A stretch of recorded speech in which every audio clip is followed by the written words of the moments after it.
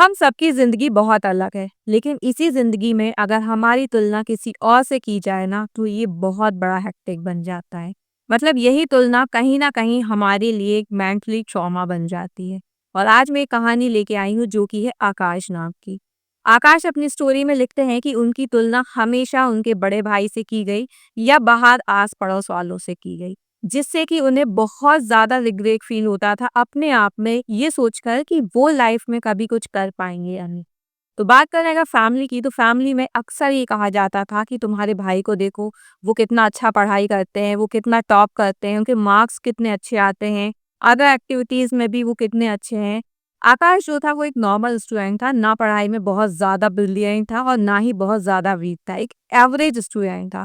But उसका बड़ा भाई बहुत ज़्यादा होशियार था, लेकिन ये जो कंपैरिज़न था ना पेरेंट्स का, ये कंटिन्यू रहा।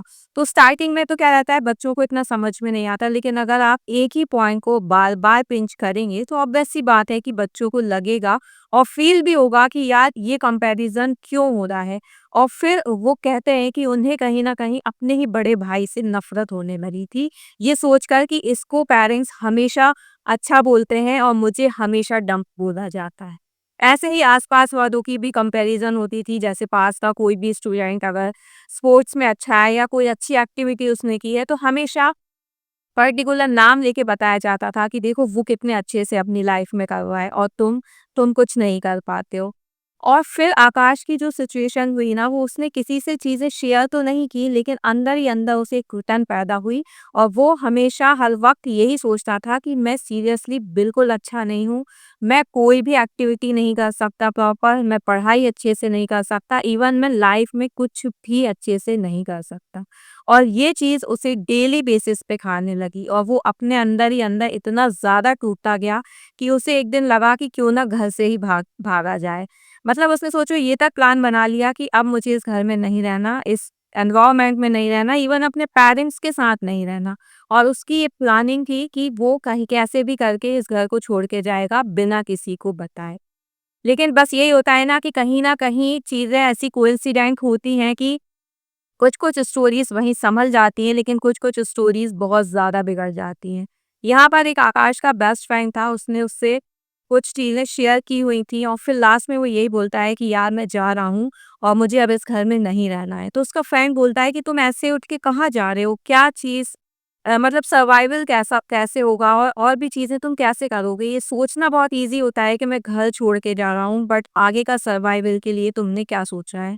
तो आकाश कहता है ऐसा कुछ तो मैंने नहीं सोच रखा, फिलहाल मैंने यही सोचा है कि मुझे इस घर से दूर जाना है, मुझे इन पेरेंट्स से, इन एनवायरनमेंट से दूर जाना है। तब उसका बेस्ट फ्रेंड समझाता है कि देखो ये सिचुएशंस चलती रहती हैं, लाइफ है, चीज़ें चलेंगी, लेकिन हमें इनसे ऐसे भागना नहीं है, क्योंकि आज तुम भाग जाओगे, लोग तुम्हें यही बोलेंगे कि अरे वो तो भाग गया, उसमें इतना ही सेंस नहीं था कि वो लड़ सके। तो तुम कहीं के भी नहीं रहोगे, मतलब जहाँ तुम जा रहे हो तुम्हें पता नहीं है सर्वाइव कहाँ करना है, और अगर तुम ऐसे जाओगे, रिटर्न आते हो, तो लोग तुम्हें फिर यहाँ नहीं जीने देंगे। इसलिए ये लड़ाई तुम्हारी तुमसे है ना, इसलिए तुम इसको डट कर लड़ो। और उसकी बेस्ट फ्रेंड की उसे कुछ बातें समझ में आती हैं और वो फ़ील करता है कि अब से अगर कंपैरिज़न होगा भी ना, तो वो उन चीज़ों को इग्नोर मारना शुरू करेगा। लेकिन ये इतना ईज़ी नहीं था, उसको काफ़ी टाइम लगा, 2 से 3 महीने बहुत मुश्किल से उसने अपने आप को जकड़े रखा, समझाए रखा कि नहीं, मुझे कैसे भी करके ये बातें इग्नोर करनी है। फिर धीरे-धीरे उसने ये सब चीज़ें स्टेप ऑन की, उन पे वर्क किया और आज डेफ़िनेटली चीज़ें आज भी हो रही हैं। ऐसा नहीं है कि कंपैरिज़न बंद हो गया है, बट आई थिंक कि जो बातें उसके दिलो-दिमाग पर हावी हो रही थी ना, वो उनका असर अब कम हो गया है और अब वो एक नॉर्मल लाइफ़ में है। उसे लगता है ठीक है, सामने वाले का ये ओपिनियन है, इट्स ओके, लेकिन उसका खुद के लिए ओपिनियन ये बन चुका है कि मैं इतना ही कर सकता हूँ और मैं अपने हिसाब से अच्छा कर रहा हूँ। और उस इन्हीं सोच की वजह से उसकी लाइफ में भी काफ़ी इम्प्रूवमेंट आया है। तो ये तो रही आकाश की स्टोरी। अगर आपकी भी कोई ऐसी स्टोरी है तो आप मुझे प्लीज़ मेल करें। मैं उन्हें अपने वर्ड्सों में डेफ़िनेटली प्रेज़ेंट करूँगी और मुझे अच्छा लगेगा कि आप वो स्टोरी जो आप अंदर ही अंदर घुट रहे हो, उनको आप शेयर कर रहे हो।